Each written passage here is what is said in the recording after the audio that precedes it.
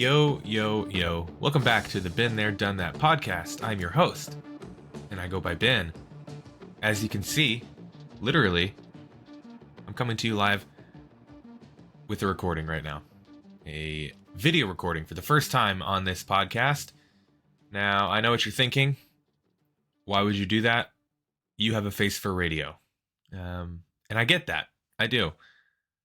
But what it really comes down to is, as we approach 2025, I think I want to broaden the horizon a little bit. I think more people need to hear what I have to say. And I think those of you who listen to this regularly would agree. And for that reason, we're gonna expand just a little bit. And what this is today is just a quick little test run, if you will, about how this will work, some of the software, what it might look like to consistently video record, which of course will also count and work as audio recording, so you can still hear it all on Spotify or Apple, wherever you get your podcast. But I do want to create some new avenues for people to hear, whether it is if we do make it onto YouTube, I should say decide to post to YouTube, or even just clips on Instagram that might generate a little bit of interest. In other words, I'm trying to clickbait. That's how I want to get viewers. I need some clickbait and want people to listen. Because, like I said, I think we've got some pretty good stuff to say. So I'm just using this episode here as a little way to kind of like a test run, see how this goes, and we'll just see what happens. So, not going to be a super long episode, more of just kind of like a test run, like I said. But I do want to talk about a couple things. First and foremost, one that didn't actually get mentioned on this week's episode, which probably should have, but I kind of ran out of time. Those of you who know me well enough to know when I start talking about the Chiefs, as you can see right here, I start talking about the Chiefs, sometimes I just start going and I can't stop. That's just what happens. So, what I ran out of time to talk about was the Missouri versus Kansas basketball game. And boy, was that one fun, right? I took a picture and actually posted on my story, like right when the game started. Missouri was up like 5-2. And I was like, we're up. We're winning. I'm going to enjoy this while I can. And what I had in my mind was they were going to enjoy that little run to start the game, and then KU was going to do what KU's always done and just flip the switch and then start winning. But that is not what happened. And I was quite shocked. At one point, Missouri was up by 24. I think it was in the second half, either late first, early second. At one point, they had a dominant lead over KU. And I was like, this can't be real life. I don't know what world I'm living in right now. But I was having a great time. And then, of course, Kansas came all the way back and got it to a 2-point game. They maybe even tied it at one point. I'd have to double check that. But I know they got it at the very least back to a 2-point game with like 5 minutes to go. And I was like, well, here we go. It's happening. Kind of what I expected to happen. A little bit later, a little bit more dramatic than usual.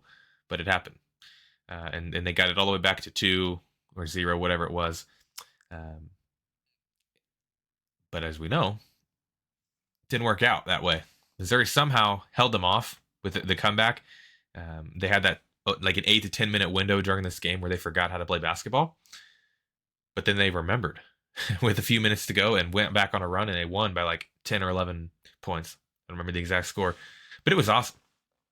And just quite honestly, now that that game's done, Missouri beat Kansas. I mean, I've got much higher expectations for Missouri now because of that. But in reality, they could go winless in conference again, finish in last place, and this is a successful season, right? Like beating KU, they could not make the tournament. They could have one of the worst years ever, but they beat Kansas. So great year for me, right? Because they won the Super Bowl. They won their own Super Bowl. I like to talk about that for the Bills when they beat the Chiefs during the regular season. But this was absolutely Missouri's Super Bowl, and they won it. So let's celebrate, Which brings me to the list I would like to make. and talk about here for the next few minutes, which is Super Bowls slash championships for my own teams. I have in my whole entire life, I've seen my favorite teams win 4 major championships. I guess you could count Sporting Kansas City in 2011, um, but that was a little different. It was the first year of them being there. It was a weird thing. So the teams that I'm really kind of all in for: Chiefs, Royals, Missouri football, basketball. Those kind of the big four. I've seen 4 major championships, and I want to rank those, not in terms of importance to the team, but what they meant, more so what they mean for me, and the way I kind of experienced them. And because if you look at the importance to the teams themselves, you know, obviously the Royals are kind of in their own category, just being the one, but the Chiefs one could be interesting depending on what you value, and we may not be, depending on how many they go on to win. The rankings of these might change a little bit, because the first one, you finally win a Super Bowl for the first time in 50 years. In that sense, it kind of feels like the most important. But then you get 3 Super Bowls in, and you look back, and it's like, was it really the most important? But maybe it was, because you can't get to 3 if you don't get 1. So there's a lot of back and forth, a lot of different ideas with that, right? And so that can go a lot of different ways. But what I want to do is tell you about my experience and how meaningful they were to me when they happened. And I don't have any notes in front of me or anything. This is mostly just kind of off the top of my head and thinking back of, like, in the moment, what was I experiencing? And with that, at the bottom, I mean, it's going to make it weird to have the lowest of the rankings. It's going to sound like it's not that important, but it's still, they're all amazing, right? But looking back now, I think the Chiefs' second Super Bowl, I guess technically their third, but the second in the Mahomes era, the one against the Eagles, is probably lowest on this list, right? Still very important, because it took them, to give Mahomes his second ring, to give Andy Reid his second ring. It took them from a potential one-hit wonder to, okay, yeah, they're legitimate, like, they're for real. This is an ongoing forming dynasty right now. So very important. Of course, it's a Super Bowl. But in terms of the way I experienced it, especially now looking back in hindsight, like, it was awesome. It was fun. But also even the way I experienced the game, I was with students in Hot Springs who just didn't care about the game. And so I was really into it. I was having fun, and I was like, come on. But then no one else really cared. And then the Chiefs won the game in a dramatic way. And then the game ended, and everyone just went home. It was like, well, school tomorrow. And I'm like, guys, we should be painting the town red. Come on, what are we doing? So that one is probably lowest on the list. Still A+ experience, to be honest. But as Michael Scott tells us, there is such a thing as an A++, which is what we'll get to. Third on the list is still probably the most recent Super Bowl. This was a tough one. I was going back and forth with which Super Bowl to put here, but this one's one of those, like, to go back to back is obviously a big deal. The first time it's happened in 20 years. But there's still a lot. I don't know the right way to put it. I think it's because of the possibility that they're still adding on to it. When you look at, you think about their opportunity to three-peat this year. If they do that, again, you have this conversation of, well, they can't get the third without the second, but they did get the second. And so when they get the third, I think you'd make the argument that's the most important. I mean, that's never been done in the NFL in the Super Bowl era.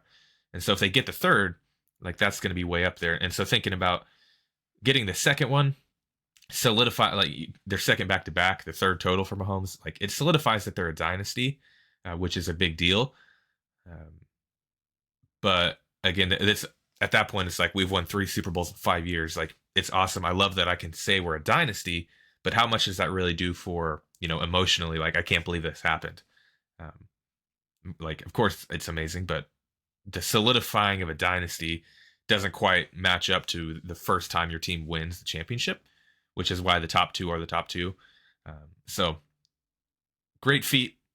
They are a dynasty, and we might update this list hopefully come February, after the Chiefs win another Super Bowl. But on to the number 2 for this list, I've actually got the Chiefs' first Super Bowl. I keep saying the Chiefs. You know what I mean? Mahomes' first Super Bowl, beating the Niners in 2019 in the 2019 season, 2020,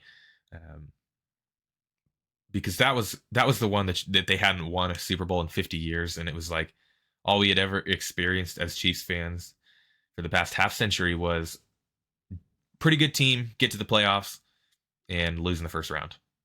And coming off the year prior to that, when they finally got past that first round thing they had of not being, especially when they beat the Colts pretty easily in the first round, and then to come back in the division or the championship round and have the game they did against the Patriots to where it literally came down to a coin flip, right? Which the Chiefs have, as we've seen over the years, have come to benefit from that at times. But they were in the AFC Championship game at home against Tom Brady, and Mahomes didn't see the ball in overtime.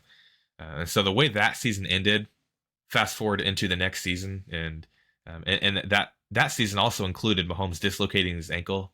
So there's a moment in October, you think Mahomes is done. You think they're on this revenge tour in a way, and then Mahomes dislocates his ankle, and our first thought is he's done for the year. Our season's over. But that's not the case. Matt Moore comes in, plays pretty well. I think they go 3-1 in that stretch, maybe 2-2. But he keeps it. He keeps the ship afloat. And as we know, Mahomes comes back, and they go on to win the Super Bowl. And in each one of those games, they come back from deficits, including a 24-0 deficit to Houston. And they come back down 10 in each of those games, which they're still doing, by the way. Every Super Bowl they've won, they've had a 10-point deficit to overcome, which is pretty remarkable. But all the things that went into that Super Bowl, with how unrealistic or unlikely it was given all the circumstances, and then just the fact it's the first one they'd won in 50 years, it just hit a little different, you know. And so that's probably number 2. But number 1 on the list, which may surprise you, just given what you're looking at right here behind you, behind me, I should say, is the Royals. Their World Series in 2015, I think, is always going to stand just a little bit above on its own any of the championships we've seen from the Chiefs, which again, it might sound surprising to some of you, because most of the conversations I have these days are about the Chiefs, and people know I love the Chiefs, but I don't talk about the Royals quite as much. I think something about the NFL is kind of king right now, and then the Royals aren't really a controversial topic to talk about. Like, they're not really good all that often. And when they are, it's like, oh, look at this fun, frisky little Midwest team. Like, oh, they're fun. Like, no one really cares about them as much, so I don't talk about them as much. But I like the Royals just as much as the Chiefs.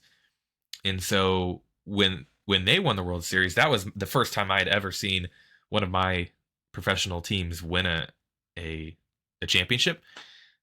And kind of a similar situation to the Chiefs of the previous year in 2014 to get into the postseason, you know, as a wild card, and then win the wild card game, which is one of the best baseball games anyone's ever seen, that went to 12 innings with a Salvi walk-off. Just, you know, as exciting as it gets. Followed up by they sweep through the ALDS, they sweep through the ALCS, and make it to the World Series against the Giants, who, as we know, had with Madison Bumgarner was the hottest thing going at the time. And for that game, in Game 7, to go to, you know, bottom of the ninth, they're down 1 run, and then Gordon hits the triple, and there's always this debate of he should have gone and just taken his chances. Like, no, he would have been out by 8 feet. But like, they were 90 feet away from tying the game up in the 9th inning, and so it's like you couldn't get any closer to winning, you know. And so again, not only was it their first World Series in 30 years, and the first time I'd ever seen a championship, and I think a lot of people's first time ever seeing a championship, but they could not have been closer the year before. To respond in that way was pretty special. And I think that's why, no matter how many more Super Bowls we see from Mahomes, and even if Bobby Witt and company are able to build something great here for the Royals, nothing's ever going to quite be like that first Royals World Series, I don't think. And also, even look at the parade after. There were I mean, I think there were over 1 million people down at Union Station. You look back at the pictures at it. I mean, it's like the whole city was there. I mean, yeah, go look at the pictures. You'll see me. I'm the one wearing blue. So, but yeah, it was great looking back on it. And it's crazy. That's all been within the last decade of like the way Kansas City sports, the whole sports scene and culture has shifted in the past decade to go from they're kind of one of the laughing stocks of the sports world, and now it's kind of the sports capital of America, if you ask me. In a way, it's Titletown, USA, the new Titletown, and seem to only be getting better. Very bright future here in Kansas City, so you got to love it. So yeah, that's going to do it for today. Like I said, not going to be a super long episode, but I did want to get a little test here and try out this video thing and see how it goes. So TBD. Well, I want to see how this goes. Maybe potentially make some few clips here and there, and just like I said, potentially wanting to expand and broaden some horizons here in 2025, and see if we can push the content out to some more people, because I believe people need to hear what's going on here. Because what you're hearing here, you're not going to hear it in the media and the national media, except maybe from Nick Wright. You're going to hear a lot of, oh, Chiefs are frauds, they're lucky, blah blah blah. I'm going to give you the real facts here. That's what I'm committed to. So, thanks for tuning in to this short little episode here, this trial run, if you will, and stay tuned for more as we move forward to see what the podcast might look like. Might be moving into potentially, video podcasts every week. So we shall see. So that's going to do it for today. Thank you for listening as always. I appreciate you, and looking forward to the future. Looking forward to what's to come for this podcast. And I'm sure there's still going to be a lot more to talk about as we move into the NFL playoff season. So thanks again, and we'll see you next time. And as always, go Chiefs.